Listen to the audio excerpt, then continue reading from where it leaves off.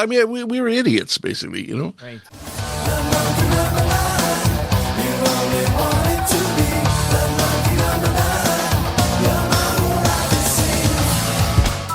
What up, Mike? Toronto. VK on the beat. Check. I'm in Toronto where you wanna get the city love. I'm from Toronto where you wanna get the city love. I'm in Toronto like we wanna get the city love. My city love me back for my city love.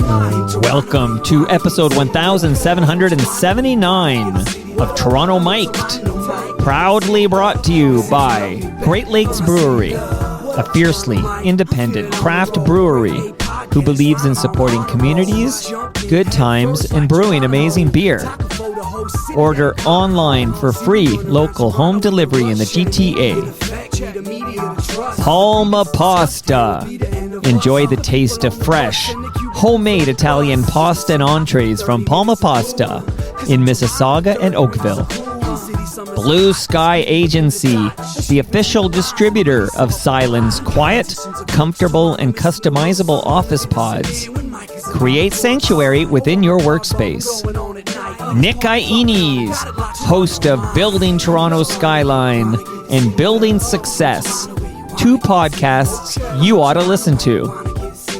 RecycleMyElectronics.ca, committing to our planet's future means properly recycling our electronics of the past. And Ridley Funeral Home, pillars of the community since 1921. Today, making his Toronto Mic debut to talk Bootsauce, it's Sonny Greenwich Jr. Well, Sonny, thanks for making some time. It's great to meet you. Yeah, nice to meet you too.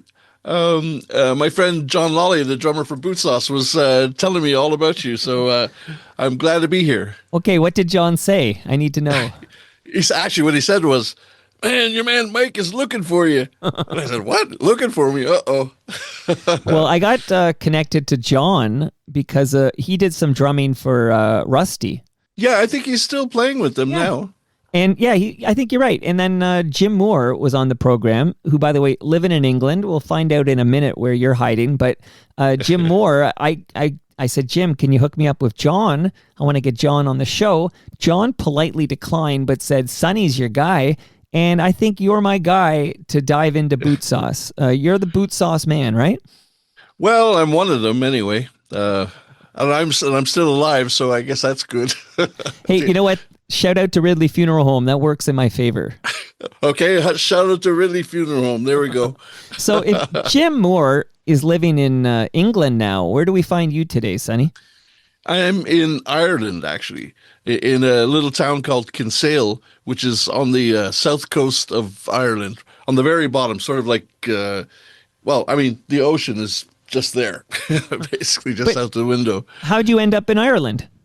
My mother was living here years ago, and I came over to visit, and I met an Irish girl, and I stayed.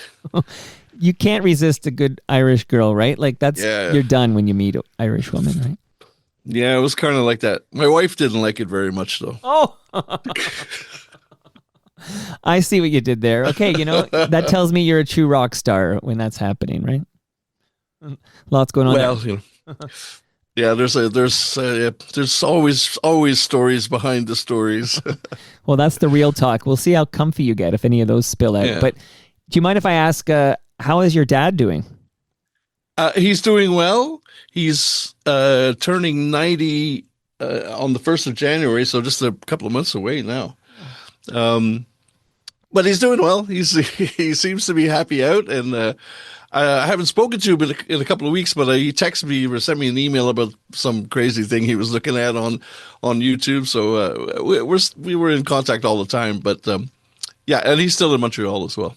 Okay, I thought maybe he was in Hamilton. No. He was born in Hamilton, but yeah, I don't think he's lived in Hamilton since he was like a teenager or something. Okay, note to Rosie Gray T.O. We have an edit to make on the Sonny Greenwich senior Wikipedia page, which thinks he's living in Hamilton. No, he's in Montreal. He's been in Montreal. I mean, I was born in Toronto, but I grew up in Montreal. So I mean, it's been Montreal the whole time, pretty much. Okay, so we're going to get into it, but for those who are the ignorant, just let the people know who's your dad. I mean, your dad's a big deal. Yeah. Well, a jazz guitar player, Sonny Greenwich, and he would have been sort of considered, I guess, the Canadian Miles Davis type, with the sort of avant-garde jazz thing and that sort of business. I mean, he's You got know. the member. He's a member of the Order of Canada. Like he's a big effing deal. Yes. Yeah. Yeah. Yeah. Yeah. It's amazing and incredible. Yeah. When are you getting your Order of Canada? Well, I've been thinking about it for quite a while. No, actually, I don't think I've done anything special enough to get one. And also, I've been living out of Canada for 30 years. So, I mean, I've been in Ireland for since '97, I guess. Well, that won't work against you because Wayne Gretzky has been living out of Canada since '88. Really, really. Yeah. Wow. So, Sonny, look. So we've established you've got the pedigree. Like your dad, he's a legendary guitarist, a jazz musician. He's received the Canadian Jazz Master Award. So, like, I'm curious in your introduction to music before we build our way to Bootsauce, but it sounds like it was in your blood. Yeah, kind of. There was always music on around the house and always great music. Not always jazz, even. So, I mean, a lot of things like Stevie Wonder, the Beatles, that sort of thing. A lot of classical stuff too, Stravinsky mostly, that sort of thing. So, I always had music. Since I was born, basically, and also like in places like I don't know if it's still there, but George's Spaghetti House. Like my dad would play there often, and I would, they put me, they just line me out on the stage there, and I was only 2 or 3 years old, kind of thing. It's funny. So, like, take me from this, love of music from a young age, where it's in your blood and you're exposed to it, obviously, to the forming of Bootsauce. Like, just give me the highlights on our way to Bootsauce.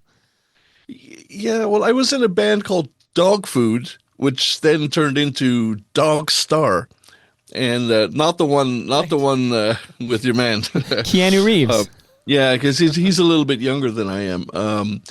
So maybe he stole the name. Although he was in Toronto during his teenage years, he was living in. Oh, Toronto. I know he was. I'm sure he. Well, I mean, he could have heard of the band. We were in Montreal though. But anyway, so that's basically what I was doing, and I had moved to Paris actually. And I was living in Paris for a few years, and I was just passing through Montreal actually.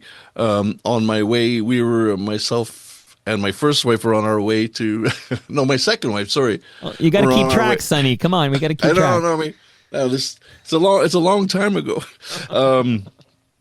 We were on our way to Hong Kong to meet up with friends there, and I accidentally bumped into Drew and Perry. And we just started jamming in a friend's house, and it kind of took off immediately. Basically, we just really hit it off, and musically as well as just being crazy dudes. Well, let's talk influences. Like, so, I mean, I can hear influences when I listen to Bootsauce, but like, who were the acts, the bands that you were sort of inspired by? I mean, initially, I think it would have been the Chili Peppers, but sort of before the Blood Sugar Sex Magic. Oh, like stuff. Mother's Milk stuff. Yeah, more when they were kind of a dance band, and we were probably one of the first one of the first bands in Canada anyway to use samplers and sequencers and all that kind of stuff live as well as in the music. So it was kind of a mix. Because we kind of liked the dance music stuff, and it was great fun hitting the samplers and getting these great grooves going. And then we wanted it, a little bit heavier, so we added the guitars, and I was the guitar player, so Perry played guitar as well, and that kind of gave it that bit of rockiness, I guess. It's true. It's tough to like stick Bootsauce into a genre bucket, right? Because you kind of got you got lots of funk going on there. You got some hard rock going on there. There's some soul to your style, like so. You're sort of a mishmash of different styles coming together. Yeah, I don't think we ever really worried too much about where we were headed musically. I think whatever ideas came up, we just followed them through or as best we could. Excuse me. No problem. So I'm curious though, when it comes to mentorship. So obviously we talked about, your dad must have had an influence in there, but you meet Perry. So Perry, his real name, Perry Johnson. But what was his name in the band? Perry Fume? Perfume, yeah. Perfume. Oh, like perfume. Yeah. I get it now. And Drew Thorpe, Drew Ling was his. Yeah, Drew Ling, yeah. Okay, so you three, how do you add, we talked about John off the top, but how do you add John and Alan? Like, give me the OG lineup. Yeah, it came... we started trying to do some gigs very early on, and we were looking for a bass player. So Alan happened to be around and free at the time. So he liked what we were doing. So we hired him pretty much. He was there pretty much from the beginning. We were signed to Polygram within 6 months of us meeting. So we had a friend of mine from school, Steve Shipp, who became our manager, and he got us into Polygram. So that was myself, Drew, Perry, and Alan.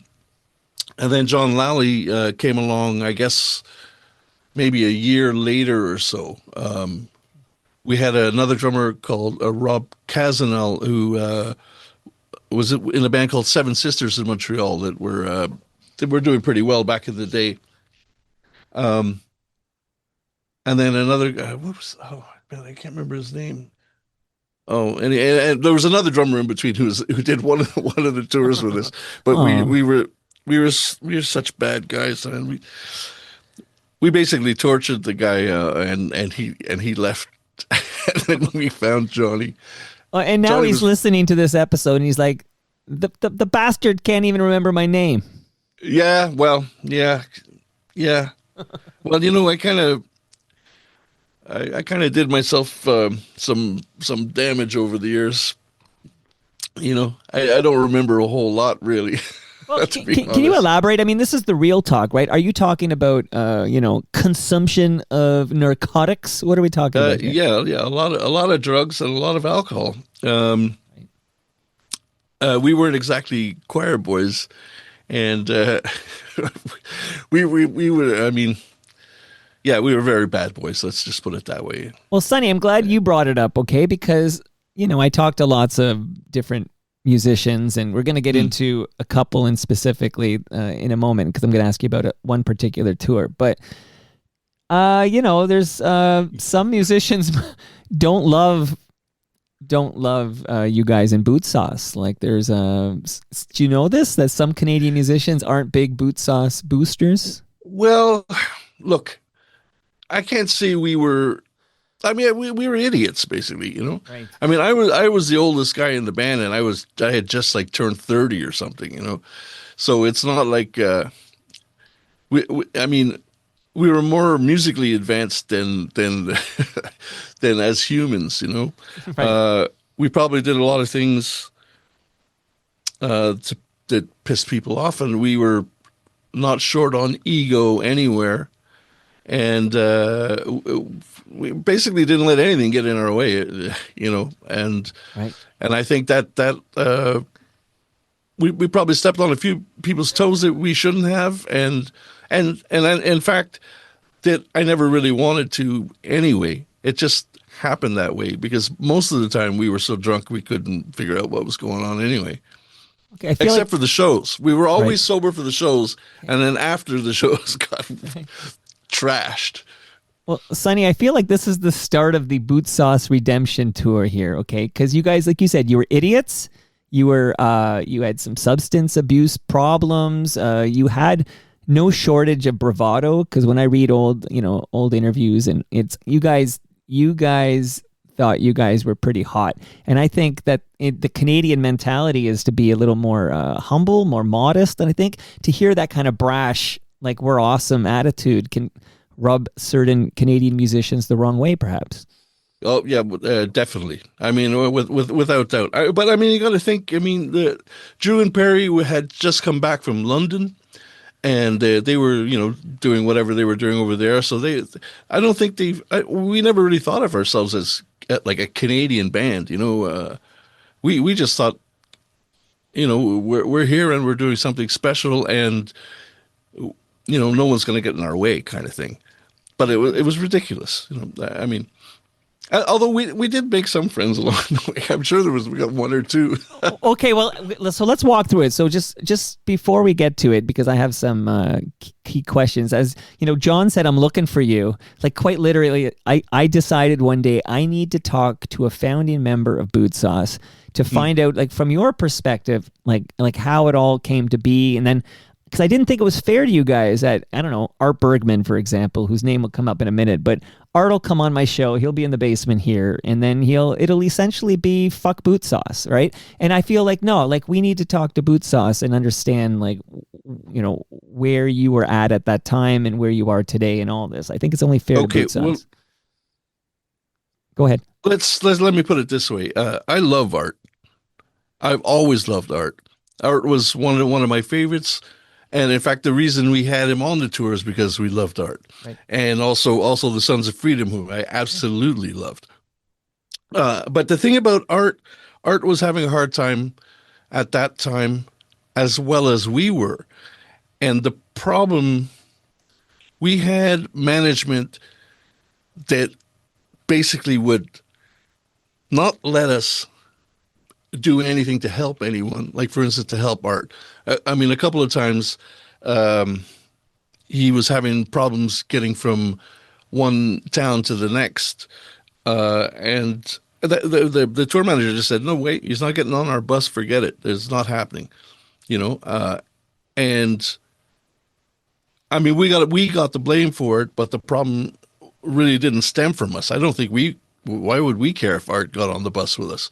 I mean, we had great fun with Art. I loved Art, still to this day. I mean, it kind of makes me kind of sad to think that he might think that I don't like him. Well, here's how I understand it, having, talked to Art a couple of times about this. So, okay, so for those, we are skipping ahead, but we'll go back and go forward like a good Tarantino movie here, okay? But this tour was called the Big Bad and Groovy Tour. Yep. So it's, like you said, Sons of Freedom. It's Bootsauce and Sons of Freedom. We're in like 92, I think. And then you have Art Bergman on the tour. Yeah, and I think there was a band called Pure as well. Yeah, Pure. I remember. I liked Pure. Okay, yeah, they were great. Yeah. So this is, it's been interesting because I knew you guys. I know all these CanCon alt rock bands. We're going to talk about a couple more you're connected to possibly. But I got to say, a complete blind spot for me, and my buddy Sammy Cohn from Watchmen is coming over to kind of basically, virtually slap me here in the basement because of my ignorance. But I got to say, in Toronto, Ontario, Canada, Sons of Freedom weren't that big. Like, yeah, they're a Vancouver band, but how did I meet them? I met them in Winnipeg, actually, the first time, and it was actually, I think it might have even been before Bootsauce, but they were playing at a place called the Spectrum, where we all of us ended up playing over the years. And I saw them and I said, "Holy smoke, I love these guys." Right. They were just the heaviest and the greatest. I just love them. I mean, I still have them rocking here in the studio often. Well, that's where Sammy's from, so that makes sense. Like Sammy and the Watchmen, they're from Winnipeg, and well, they're from Vancouver. The Sons of Freedom, right? But I guess when you get west of Ontario, that's where I don't know. You got to get west of Ontario. Yeah, well, I mean, it's sort of like we went out on tour. The first big tour we did was opening for 5440, and 5440. I mean, I had never heard of them in Montreal. Wow! But they were massive in Vancouver. I mean, even in Toronto, I Yeah. think they were just starting to break Toronto at that point. Well, Much Music was a big driver too, right? So we had in Toronto, anyways, at that time, we'd have 102.1 The Edge, and that was the radio station for that kind of alt rock CanCon stuff. And then we had Much Music, and between the two, 5440 absolutely had a string of huge, radio Much Music hits. Like, Oh yeah, I mean they had some great tunes. I mean, didn't Hootie and the Blowfish cover one of their tunes? for the Friends soundtrack. Like Oh, this was is that this, what this it was was? for this was for Friends. So yeah, this song is in this cover of I Go Blind is in Friends. Yeah. Wow. Yeah. Wow. Well, that's anyway. The guys from 5440 as well were super great to us. Very very kind to us, and it was nice of them to bring us along because we were basically nobody. It was our very very first tour. Okay, so I'm going to ask you about another tour because I got a band visiting here in a couple of weeks. I'm going to ask you about, but I got to finish the Art Bergman thing. So Art Bergman tells a story. He got kicked off your bus and he had to hitchhike to the next town. Yep. And just coincidentally, one of my favorite bands, also not very popular in the West Coast, but huge here, is Lowest of the Low. And Ron Hawkins wrote a song about seeing, because they were coincidentally driving that highway and they saw Art Bergman, a hero of theirs. Like they saw, and a hero of yours, it sounds like too. But Art's hitchhiking and they wrote the song for Hallucigenia. They wrote the song Life Imitates Art about this moment they witnessed. So I've had Ron on to talk about it. Art's talked about it. It became a thing on Toronto Mike where Art Bergman kicked off the bus because of basically blaming you guys. But you're telling me you had a tour manager who was calling the shot. Who's this tour manager? Do I get a name or what's the deal there, Sonny? Well, I don't think I better. Okay.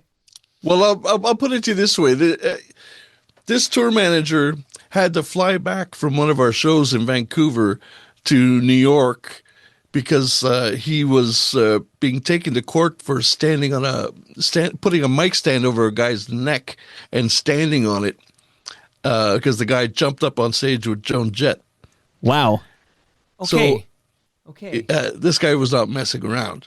And this guy said, Art can find his, I know he's on our tour and we're going to the same place, but fuck that. Art can hitchhike to the next town. Yeah, Art didn't make, Art was in a bad way. I mean, he was, I mean, we were in a bad way, Right. and he was worse than us. There's just, it's hard for me to describe because he was always, like, I don't even know his music that well, but I know him. Right. And I always felt a real connection to the guy.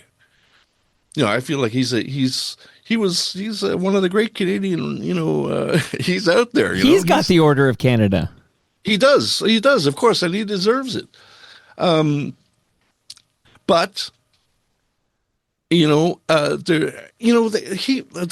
manager would say, "Oh, look, we don't have the whatever the proper insurance to have him on the bus, blah blah blah, whatever." But they were not having him on the bus. And the thing is, I remember that night, sort of, because we were completely wasted. I mean, there's, I'm sure, yeah, I'm sure. I don't know. I feel bad about that because it wasn't our fault. I can guarantee you that. It wasn't myself, Drew, Perry, and Alan saying, "Art, get off our fucking bus." That's not the way it was. I'm so glad you're here, Sonny. This is you're setting the record straight from, at least from your, there's three sides. I learned this from a band that also reminds me of your band a bit. Extreme had an album called Three Sides to Every Story. Do you remember that? Oh, yeah. So yeah, go ahead. They were around right around the same time we had started out as well. So they were always trying to get us together. And we never did meet. I don't think, I know that Perry and the guitar player from Extreme, they had the same kind of look with the long hair. Nuno Betancourt. Yeah, right? Nuno, of course. Right.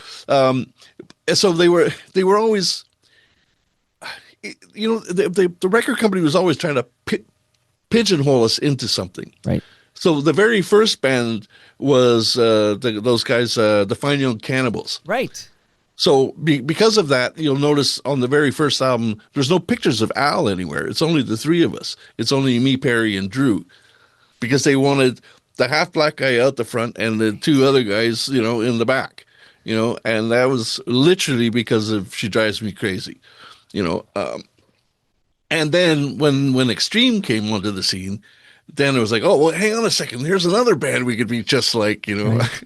even though we didn't really have that much in common except for the heavy guitars. Oh, so there was one Extreme song that was all over Much Music. I remember. Get the Funk Out. Get the Funk Out. Yeah, and Get the Funk Out does sound very Bootsauce.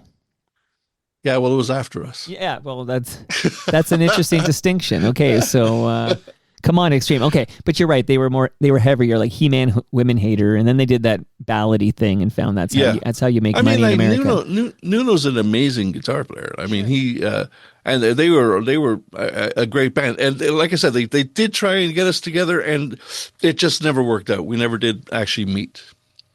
Well, unfortunately for all of mankind, okay, the Bootsauce Extreme meeting never happened. But again, I'm going back, and then we're going to go forward because I have another bunch of points here. But in my calendar on Toronto Mike very soon is John Kastner from Doughboys. And when I think of so you're talking to a guy from Toronto, and I pretty much focus on the Toronto scene, but of course I go beyond that for different acts and stuff like 5440, whatever.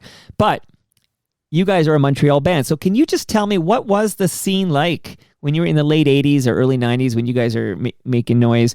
Like, who else is on that scene? I know the Doughboys are. Well, the Doughboys would have been there. There was the Men with Hats, of course. What else? There was a band called Rise that was doing really well. There was what were those other guys called? Well, there were a bunch of great bands in Montreal at the time, and the thing is, we were kind of separate because we just hit like those guys had only been in Montreal for maybe a week when I met them, so they didn't really know any of the other guys, and like I would have been friends with Chris Berry, say from the 222s at the time. Who then became 39 Steps along the way. So I knew those guys, but Kastner, I only knew sort of, because I'd see him around town, I mean, we would all hang out at the Biff Deck or whatever, so he'd be there and we'd all be there. Because Scott McAuliffe, of course, leaves that band and then forms Rusty with. Yes, I don't think I knew Scott when he was in the band. We were close friends. Let's put it that way. Right. I mean, we'd see each other every night, but we kind of had our own thing. Yeah. Trying to think who else. What about the Box? The Box are there, or is that earlier? Again, no, they were around at the same time, but they wouldn't have been a downtown band. Right. They were. I never even met them, so that says something because they wouldn't have been around. Whereas all the rest of us were literally on Saint Laurent Street every night. Wow. Okay. Yeah.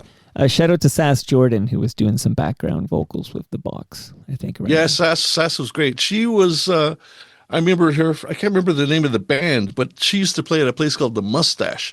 And this was before, right beside the Forum, but beside the old Forum.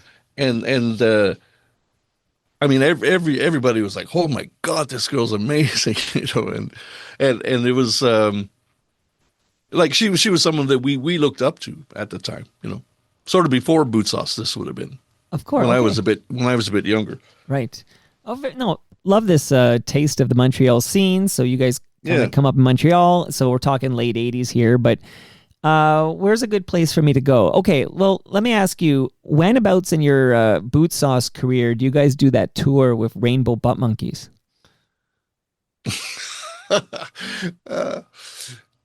Well, I remember a lot less about that tour. Well, I only ask because now that, of course, they're now Finger 11. They've been Finger 11 for a long time. But Finger 11 are making their Toronto mic debut in the basement here in a couple of weeks. They got some new music they're going to be promoting. We're going to talk about Rainbow Butt Monkeys. And then I was reading, I'm doing my homework. I'm doing my homework on Bootsauce, and I'm reading about this, and the names are kind of funny, right? Like Bootsauce and Rainbow Butt Monkeys. Like, it's very, I can tell you, like they were on the same label as us, so that's how we got put together for this tour. I'm trying to think who else was. There was other people around, but I mean, like the Rainbow, they were younger than us. So let's say if I was early 30s, they would have been sort of early 20s. So we didn't mix that much. Although we did meet them, obviously, and we had fun together. But like I said, I seriously damaged myself those years. Well, it's part of your story now, Sonny. It's part of your story. Yeah, well, I wish. Yeah, well, I mean, I guess I don't have any regrets. So, but maybe I don't want Art to hate me. Well, I can broker a peace accord here. Like, that could be my role in all of this. I'll bring Bootsauce and Art Bergman back together and make the peace. Okay. Yeah, well, I mean, you could try making peace with the guys from Bootsauce too, between us. Well, that's what this is here. I want to learn more about Bootsauce. Okay, because so let's talk about the hot chocolate cover. Okay, so I think that I will say I can safely tell you the first Bootsauce song I ever hear is "Everyone's a Winner." Yeah, and of course, was there any anything before "Everyone's a Winner" that a guy in Toronto listening to 102.1 The Edge and watching much music would know? I think "Scratching the Hole" was the first. I'm pretty sure "Scratching the Hole" was the first video that we did. Okay. And I think "Everyone's a Winner" was either the second or third, something like that. And it was, Perry just loved that riff. The main riff. And we had, I think we kind of even back and forth to whether or not we do the other song. What's the other one of theirs? Yeah. I'll get it for you. I'll get it for you while you keep talking here. I'll get it for you. Yeah. So it was You Sexy Thing. Yeah, You Sexy Thing. Yeah. So it was kind of a toss up because we loved those kind of crazy riffs and the funky stuff. And so I think it was Perry that brought it up initially. At least I think that's it. But it was, it came up somewhere along the way that we needed to do a cover to try and, get ourselves more noticed, let's say, because it was kind of the thing that everyone did at the time. And I suppose people still do it. Well, you're right, though. Just on that note, like the first Poison song a lot of people heard was that Smoking in the Boys' Room, or was that Motley Crue? Smoking in the Boys' Room was a hit when I was in high school. Was that Motley Crue? No, I'm saying the original band. Yeah. But I remember, this was a move, like you said. This was a move for these rock bands to release a cover stuff to get exposure. Yeah, for sure. Your Mama Don't Dance. Okay, so okay. I believe Motley Crue covered "Smoking in the Boys' Room," and then I think Poison covered "Your Mama Don't Dance," and it could be the other way around. I have to Google it. Yeah. Either way, yes, of course. I mean, we probably had more in common with Motley Crue in terms of the self-destruction. Right. Because they like to party. And I suppose we were the Canadian partiers in the same vein as them, let's say. Well, you're still here, Sonny. I'll just give you props right off the top. You sound coherent. You sound. I haven't looked at your medical records. I'm still waiting for them to be couriered over. But you sound healthy. Like you're a survivor. Here you are in 2025. Yeah, absolutely. Well, I've been off. I haven't had a drink in 9 years. Oh, good for you, man. And let's say, I don't know, maybe 12 for the drugs. Well, good for you. Something like that. Yeah, absolutely. But I'm not here to preach to anyone, but my life has certainly gotten better since I quit drinking. Okay. Well, you got to drink everything in moderation. If you have a problem, it may be best for you to stop partaking at all. Oh yeah, absolutely. And the thing is that, I mean, even over here in Ireland, I was still gigging the whole time, so I'd be out every night. So the booze was right there in front of me. The drugs are not as big a deal here, really. You can get it if you really look, but it's the booze, obviously, in Ireland, of course. Oh yeah, the Guinness. Yeah, like send an alcoholic to get off the booze to Ireland. Look, my people come from Ireland, and I can tell you, alcohol is the drug of choice. You don't have to tell me. I can look out my window and see it. Oh my goodness. Okay, by the way, I don't want to bury the lead here. I feel like this is a big deal. You won a Juno Award for Everyone's a Winner. Really? Yeah, like I feel like you in 90. Yeah, well, I was going to ask you where it is, but it sounds like I'm breaking news to you. But in 1992, it was Best Dance Recording. Oh yes, of course. Yeah, no, because we had been up for Best New Band or something, whatever that one is. Right. And that's right. So I guess the Juno it's in my sister's basement. So I don't actually have it with me.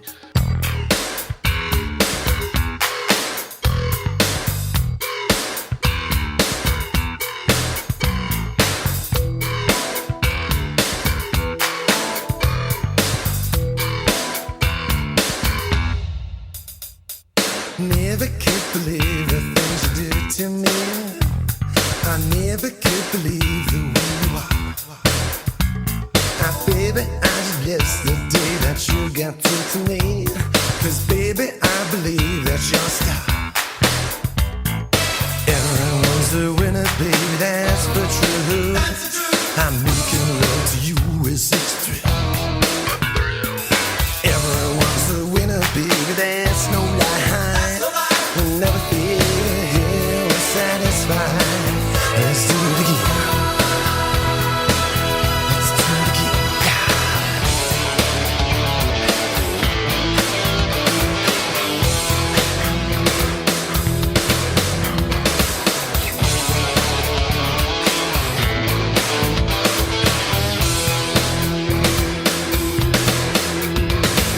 Never could explain just what was happening. November 29, 2025. Write that date down. That is the date for TMLX 21, the 21st Toronto Mic'd Listener Experience. It's happening at Palma's Kitchen in Mississauga at noon.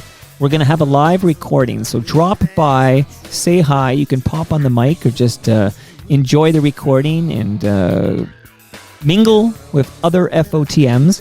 Palma Pasta will feed you delicious Italian food, and I'll bring fresh Great Lakes beer, delicious craft beer brewed right here in Southern Etobicoke. That's November 29, noon to 3 p.m. Have you written Doug at blueskyagency.ca yet? Because Doug is very interested in chatting with any FOTM who is looking for creative and dynamic work environments. A lot of people have been called back to the office, but not every office is optimized for all of the people. And that's where Doug at Blue Sky Agency comes in. Again, Doug at blueskyagency.ca. Nick Iones is back, everybody, helping to fuel the real talk. Nick Iones has two great podcasts you should subscribe to: Building Success and Building Toronto's Skyline. Subscribe, enjoy, and while you're subscribing to great podcasts, Ridley Funeral Home has a podcast called Life's Undertaking. I highly endorse it.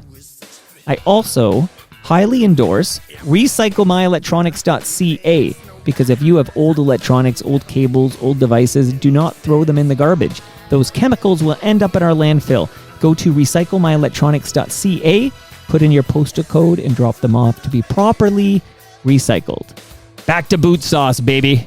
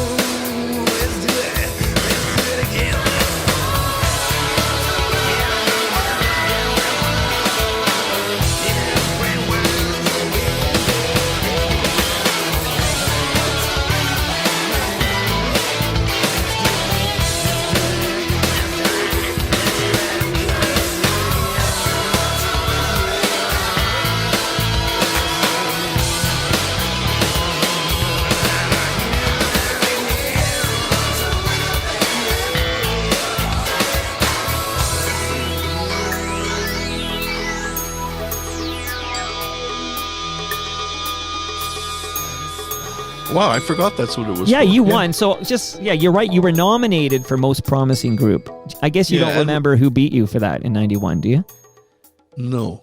Okay, because No, I I would don't. say fuck them is what I would say. Okay, we got to find out who they Well, are. well, hang on a second. Well, I think you don't remember them either, so like it's kind of, it's kind of a curse, that thing. Well, you're right. In fact, I'm going to go in now in real time. I'm good. Oh, you know who it was? Oh, no. That was Entertainer of the Year. I know. Entertainer of the Year that year was the Tragically Hip, but that's not that's not newcomer. Okay. The winner was, wait a minute here. So they have most promising male vocalist.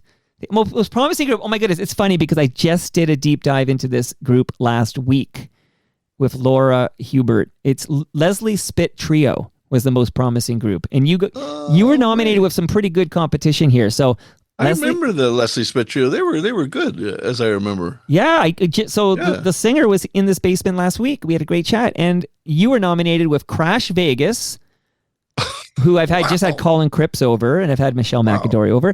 National Velvet and Spirit of the West. Rest in peace, John Mann. What's the story there? Sorry. Well, that was the nominees for most promising. Wait. Well, John Mann passed away. Yeah, he passed away because I believe he had Alzheimer's. Oh no! And then he died very, very young, sort of around the time Gord Downey was dying. We lost some great Canadian musicians. I didn't know that at all. I mean, I've been out of the scene for a long time. I didn't know that. Wow. Yeah, I'm sorry to break that news to you, but that's a surprise. But it's funny, go ahead. We kind of knew all of those guys, because we were all touring around at the same time. What was the singer's name from National Velvet? She shares a name. Okay, so hold on. Is it Holly? Was it Holly? I will tell you right now that you're thinking of Maria Del Mar. Oh, my God. Who shares a name. There's two Maria Del Mars, and yes. I don't think they like being confused for one another. Yeah, well, the Maria that I know was a absolute party animal as well, and we got on like a house on fire. Right. Right. Okay, that explains Sex Gorilla. That was yeah. We had fun together. I mean, in fact, we had fun with most of the bands that we met up with along the way. It's just that we never. We were kind of corralled from everybody by our management, and I remember it happened somewhere else where, like, our manager made everyone leave the backstage when we were getting ready for a gig, and we were like, what are you talking about? Why do they, what are you doing? Crazy stuff like that would happen to us. And of course, we, being in the band, got the brunt of the anger. 100%. Of course. You won't name this person, but. Elliot Saltzman. Okay, so Elliot, it should be, instead of fuck Bootsauce, so you should be changing it to fuck Elliot Saltzman. Or Steve Shipp, or he was our actual manager. Okay. So Elliot just followed orders. But what was the Steve. strategy here? That you need to be a big band in the world, you got to act like your shit doesn't stink and you're better than everybody else? Yeah. Like, was that the strategy? Yeah, I think that was it. And I mean, that was, yeah, pretty much. Yeah, I'd say that's exactly the strategy. And like today, that seems like craziness, but in those days, I mean, like, for instance, Bowie would tour, with limousines and everything else, and he was selling no records. It was hardly doing anything in terms of selling tickets to concerts, but gave such an impression that he was massive that he actually became massive. You know what I mean? That he was the classic guy that started that thing up, and his management. So I think people were I don't think any of us knew what was going on, to be honest. And also, of course, Elliot was Joan Jett's right-hand man, and Kenny Laguna, who was also and is still Joan's manager, was also helping manage us for a time. So they were trying to kind of put this huge engine onto us that didn't really fit well in Canada. where everyone knows each other. The Tragically Hip guys would bring us beers on tour. Like we were sat in where we were in Boston one night, and then these guys come walking up, and like, who are these dudes? And they have a case of Molson Canadian, drop it right poof Wow. on the stage in front of us. Like, what the heck? Like, how did that happen? And it was them. So then from then on, we would drop cases of beers for them when we'd see, okay, they're going to be here like a couple of weeks after us or days after us. So we'd do this back and forth for years. It's funny, you know. They lent us gear one time when our gear got either stolen or broken down or something in Kingston. They were always great to us. And in fact, I've seen a couple of the guys here in Kinsale because they like to golf. And Kinsale's got one of the nicest golf courses in the world here. So I have seen them a couple times over the years. The last 30 years, I mean. Sure. Yeah. Sure. It's interesting how a band's reputation can stick around. Here we are in 2025, and because of management's decisions, for whatever reason, there is amongst some musicians in this country, there's a negative thought about Bootsauce. Meanwhile, and I've been doing this 1,700 whatever times, the Hip, it's the exact opposite, like you described. Like the Hip were always great to their supporting bands, and they treated everybody. 100%. I 100%. The kindest and nicest guys around, for sure. Okay, that's awesome. I mean, even in those days, it was blatantly obvious that they were different from everybody else. Were you able to watch from Ireland? Were you able to watch the final Tragically Hip show from Kingston?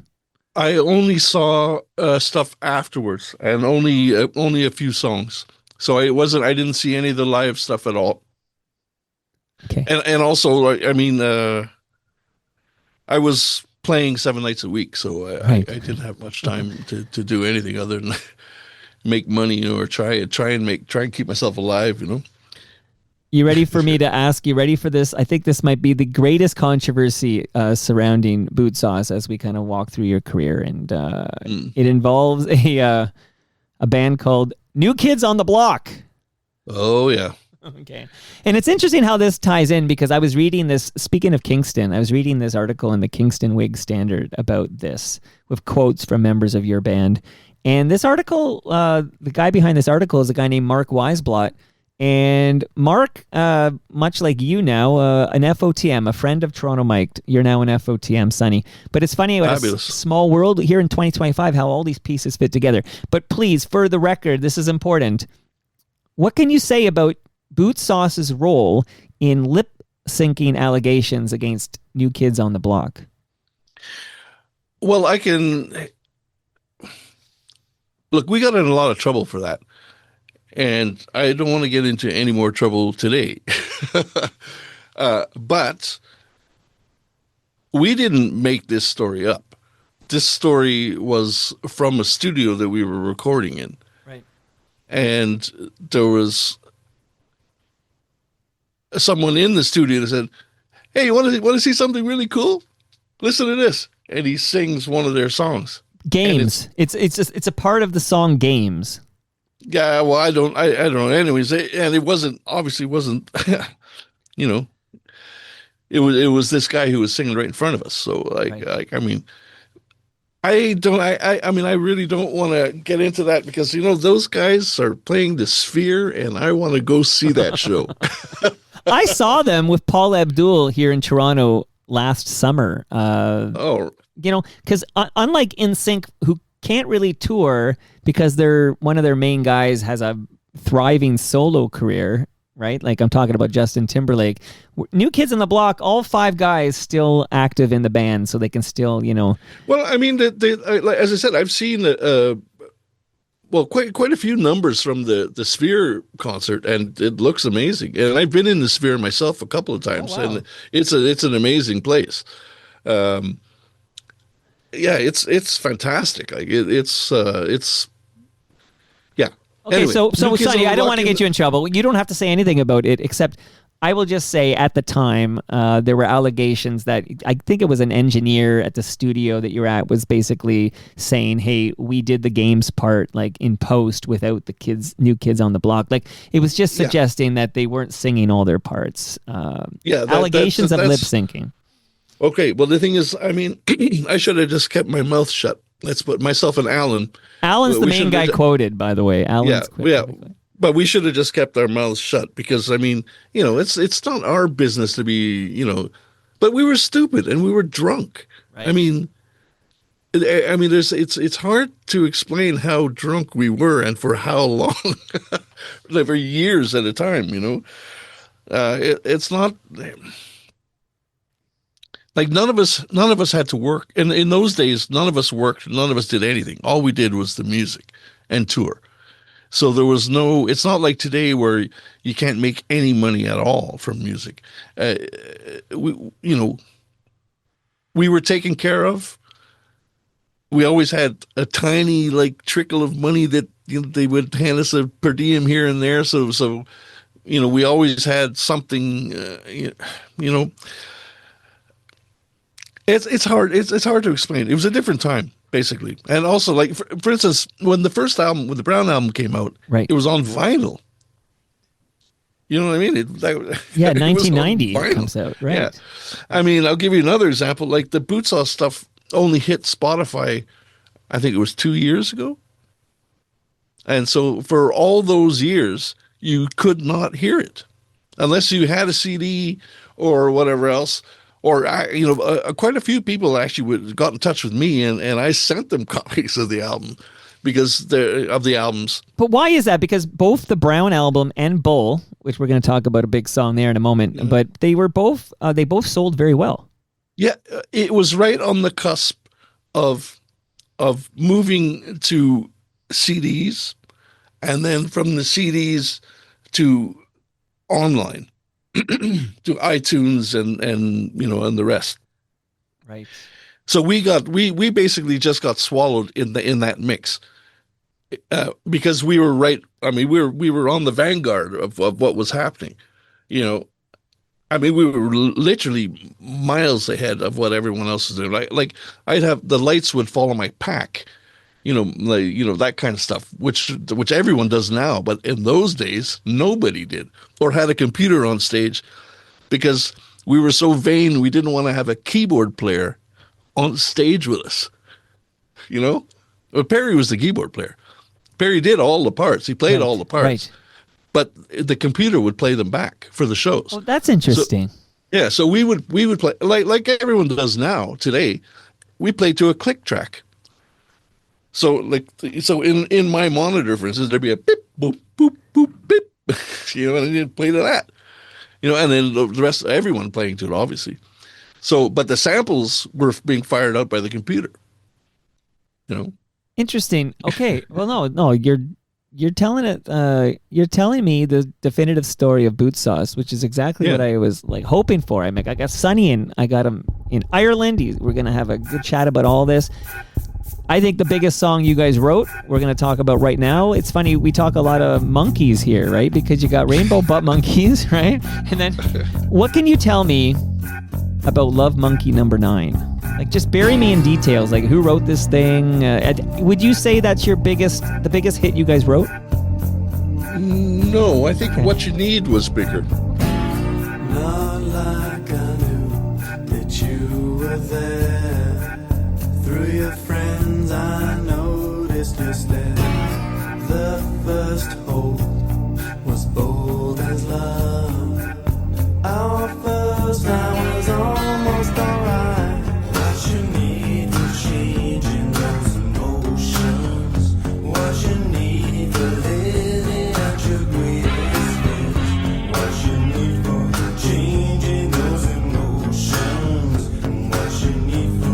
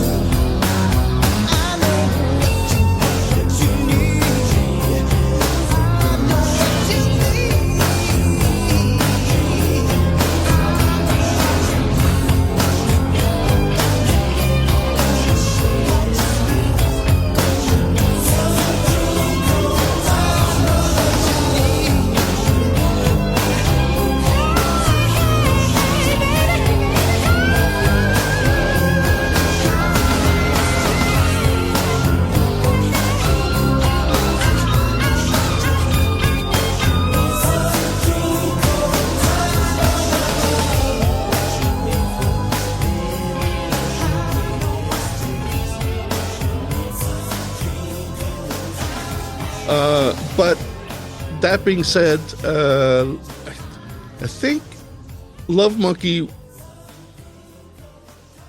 I'm trying to remember. It was. I mean, the idea for the title was kind of Drew's idea. I'm pretty sure. The whole, and then the idea, of course, of having it as a, kind of an ode to animal testing and all that kind of stuff. That was kind of his idea. The music, I think, was pretty much all of us together, as usual. Normally, the music would come. Everyone would put a little bits and parts in, but I think the idea was Drew's originally. Although I'm not, again, as I said, I don't remember a whole lot from back then. But well, we're jogging the memory. We're jogging your memory, Sonny. You're doing a great job. Yeah. I just want you to know you're doing great. But yeah, as far as that goes, no, I think What You Need was bigger. Okay. And did more sales and played more. But Bowl was your biggest album. Is that fair to say? Because it has both. It has Love Monkey No. 9's on there, and What You Need, and Big Bad and Groovy. Like all three were pretty big singles for you guys. Yeah. I can't even remember what was on the first one. But Everyone's a Winner was on the first one, so that was yes. and also Scratching the Hole, which was pretty big too. I mean, that was the one that got us onto Much Music first. Okay. Yeah, I have a hard time remembering, but yeah. Right. And I want to shout out a guest vocalist on your song "Hold Tight," which is on Bull. Some guy named Lemmy. Yeah, Lemmy. Yeah. Well, this was actually at the same studio where that other situation happened. I think it was like the Monsters of Rock or one of these kind of tours that was coming through, and there was a hurricane or something was coming up, and everyone had to. Anyway, the show was canceled, and we were in Rhode Island. Okay. Anyway, the big show was canceled, so we just said, "Hey, let's go hit the alcohol shop next door, get all the booze we can get, and get all these guys down there." So Lemmy was on it. The Wizzo was on the record. The guy from Metal Church sang on one of the songs as well. So it was just a huge party in the studio, and whoever we could grab, we would grab and bring him in and get him to record something. That's how that happened. So out of the gates, you got the Brown album. We're in 1990. But here's what I find interesting here. And Sonny, you've been great. And I think I probably said I need an hour, and I'm going to maybe leak over an hour, but you can always leave the Zoom, and then I'll just say, fuck Bootsauce. Okay? So. All right. So 1990, the Brown album, that's Next Plateau Records? Well, in the States. In the States. Okay. Who was it here? It was in Polygram here. Polygram here. Okay, that makes sense. And it was also we were also on Island. Yeah, because Bull is on Island Records, right? Yeah, but in Canada it was always Polygram. Okay, got you. And that's why all the EPs. Okay, so because Sleeping Booty is Vertigo Records in the States. Yeah, you see, yeah. I don't. All right, so how about Sonny? You got these bangers here. How is Bootsauce received outside of Canada? With much skepticism. I said, man, I was in this band. It was great. You would have loved it. And you say, yeah, whatever. Old man, Oh yeah. But we did quite well because we did play. We did Wembley with the Cult, and we did a bunch of gigs with the Cult around Europe, well, around the UK and Ireland actually. So I played in Ireland before actually moving here. Funnily enough, we played the Point here in Ireland, Point Theatre, which is not even there anymore. I don't think. Well, no, I know it's not there anymore. I can't remember what it's called now, though, because I live like so far from Dublin. It's actually harder for me to get to Dublin than it is to get to like Paris or whatever. Interesting. It's funny. Yeah. Because Ireland is tiny, and there's no flights between Cork and Dublin anymore. There used to be, so it used to be easy to get back and forth. That's interesting. So it's either the train or the bus now, or drive. You don't have a Bootsauce helicopter? No? Yeah, I wish. Okay, so I'm just wondering why it comes to an end, because it feels like you had a lot. You had a lot of, obviously you had a lot of bravado, and then you had this funky sound, which was very Chili Peppers esque, if you will. And we talked about how that sound in the early '90s. And why does it come to an end for Bootsauce? What? Yeah, it's funny. It just kind of fizzled out more than anything. I think we finally realized. I mean, there's stories. I keep hearing rumors that we got ripped off more than any other band that's ever in Canadian history, whatever. I hear stories about this all the time, and even in the day, we were thinking, man, we've been selling a lot of records. Why is it that, I don't have any money or anything, and so we kind of were fed up with the management. Polygram didn't care about us anymore. I think they had just changed presidents here in Canada, and basically it fizzled out. And also, like, we were in a bad, desperate way, like alcoholic, drug addicted mess, So yeah, we never broke up as such. In fact, I don't think I think we're still together as far as I know. Oh, that sounds like an indefinite hiatus. Yeah, we just never got back together, and that's basically how it ended. I think the last show we ever did was in Toronto. There was a place. My memory's a little vague on it, but I think it's out the Beaches way. There's some concert hall out there. It was the last place we ever played. Well, was it out near the beach? Okay, so the Opera House? No. Yeah, it might have been. Okay. I can't remember, to be honest, but I know it wasn't the place. It wasn't Queen Street where we always played. Right. We were all. I mean, we even did one night. We did four gigs in one night on Queen Street, like a tour of Queen Street.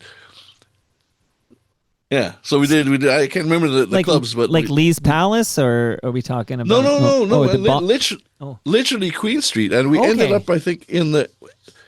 Is it the Horseshoe? Yeah, that's at Queen, and that's there at Queen. Yeah, okay. So I think we the last gig we did 4 gigs on the same night, where you could buy one ticket and see all 4 shows, or buy into each of the 4 shows, and we did it in one night, four shows in a row. So are you still in touch, Sonny, with the other members of Bootsauce? I'm in touch with John Lawley, of course, the drummer, and thank Alan you, John, Backus. by the way. Okay, and Alan? Yeah. John is fantastic, and John has played on all my solo records as well. How did he get the nickname Fat Boy? Because he won't come on Toronto, Mike. So I need to find this out from you. Because he likes to eat. Okay. and of course he's thin. He's not fat at all. Well, it's like an ironic nickname. Yeah, of course. And yeah. That's okay. So John Fatboy Lally, obviously, I'm saying that right, Lally? I always want to say Lally. Yeah. Lally. Okay. And obviously, you're in touch with him. He put me in touch with you, and I want to thank you, John, if you're listening at home. Alan, the bass player. How's he doing? He's doing great. He's. I'm going to go visit him in Spain. Just after Christmas, I think he's coming over to hang for a while. Amazing. Yeah. Now, any contact at all with Drew or Perry? I haven't had any.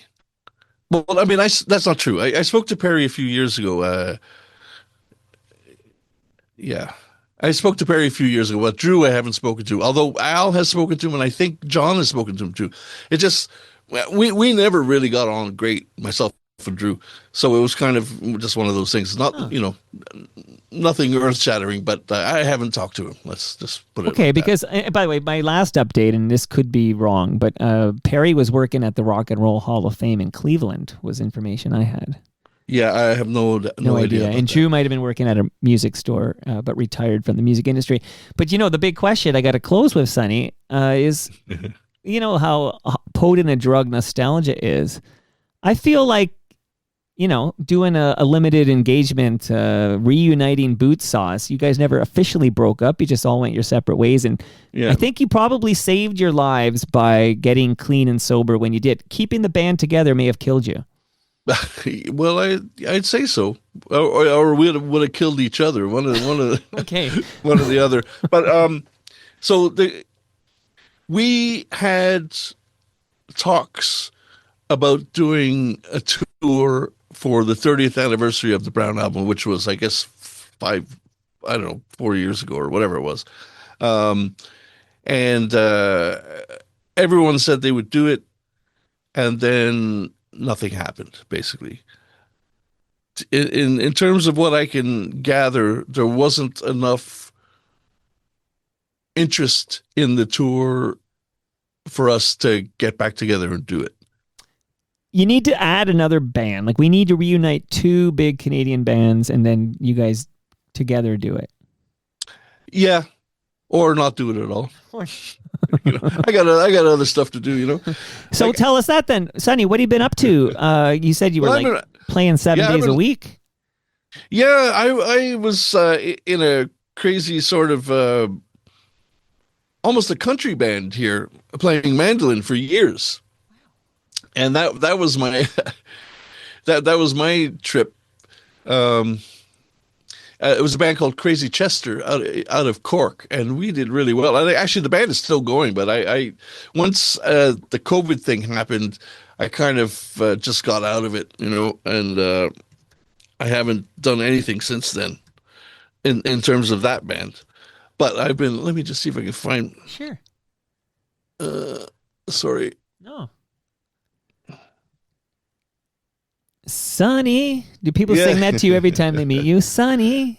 Well, it happens often enough. But so I have 3 albums of on my own, my solo albums, which are sort of a jazz thing, and that all started from COVID. So once the COVID thing hit, I quit the cover country band thing and started kind of recording jazz stuff, which is what these records are. And they're all available on Spotify and all the regular places, Apple Music and everything else. And I was just in Hollywood recently because I was up for the Best Jazz Tune of the Year from the Hollywood Independent Music Awards. I was there in July. So I was nominated for best tune. What was it? Best fusion tune. But I didn't win, but I did go though, so it was fun. But that's amazing. That's amazing. Yeah, that's cool. Yeah. So so those albums are all there under Sonny Greenwich Jr. So there's Together Alone, Eau Claire, and Oris Theatrum, which are the last 3. And there's also an album that I did with Alan Baculus called Brain Smack, a collection of terrible and lurid parables, which is more Bootsauce than the stuff that I'm doing myself. Very interesting. Yeah, go ahead. Yeah. And I have a YouTube channel. Well, I want to ask you about that because I noticed your setup. Okay, so you've got it. You've got a great camera on you. You got a great mic there in Ireland, and I can see like behind you there's clocks, and I can see what time it is in New York, which is the same as Toronto, and I can see Tokyo, Los Angeles, right? Like, so tell us about the YouTube channel. What's going on there? Well, the YouTube channel, I kind of started out because I was looking for help with Logic Pro, which is the actual program that I use to record all these records. And I realized that I actually knew a lot more about Logic Pro than most people did. So I started just doing the YouTube thing, kind of having fun with it, and showing people tricks and tips on Logic Pro. And then that turned into myself and my wife would go for walks, and then we started going to Vegas, and so like I just throw anything up there that I kind of feel like, but it's good fun. Yeah, it's great fun. So people just look for Sonny Greenwich Jr. on YouTube, and they'll find you. Yeah, on YouTube, right there, and also the albums, of course. Like I said, on Apple Music or Spotify or whatever else, and they've been doing pretty well. I mean, I think one of the songs is, been played like 100,000 times or some kind of crazy. What does your dad think of this jazz music? He laughs at me. Is that a big burden though? You got the same name, right? Like I have 4 kids. I got to say, I thought about this. I thought I can't give them my name. Like you got to have your own identity, but you're carrying around the name Sonny Greenwich. Like, is there extra weight on that?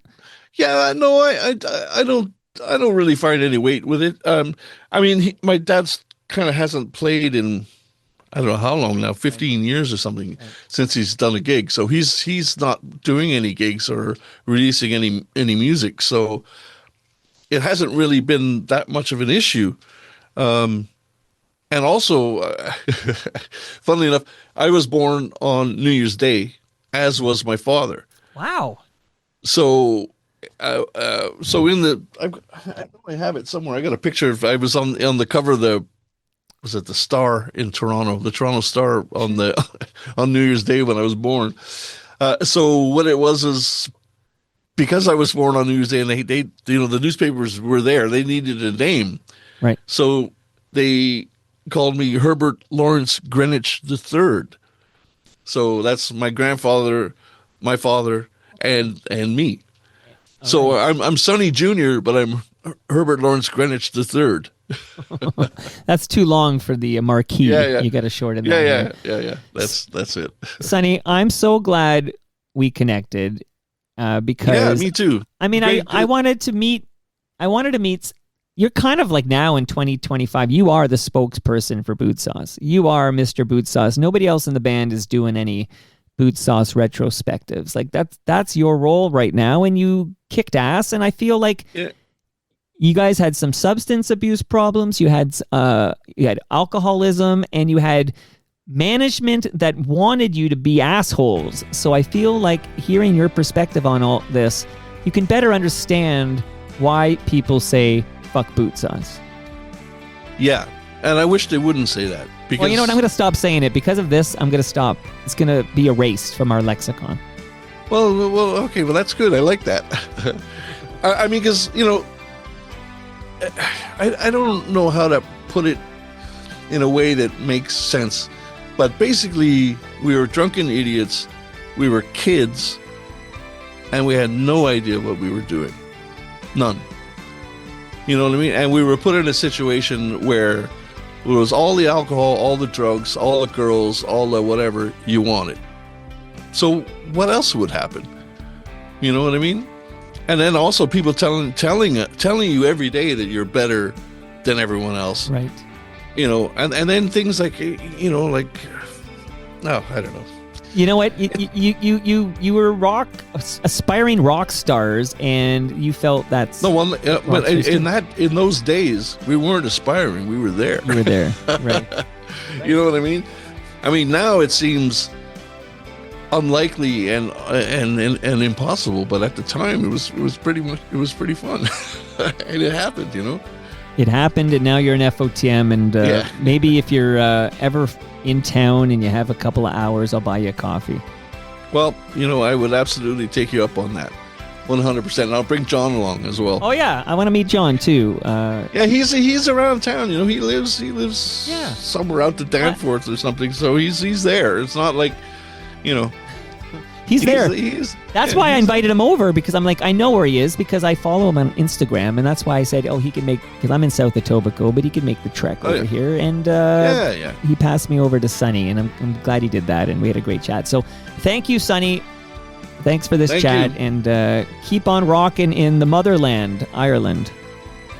I will, and thank you so much for the chance to, at least say something to Art, which is, makes me feel better. I hope you get it through to him that I never had any bad feelings against him at all, ever. Only good feelings. And that brings us to the end of our 1779th show. Go to torontomike.com for all your Toronto Mike needs. Much love to all who made this possible. That is patrons like you. Become a member at patreon.com/TorontoMike.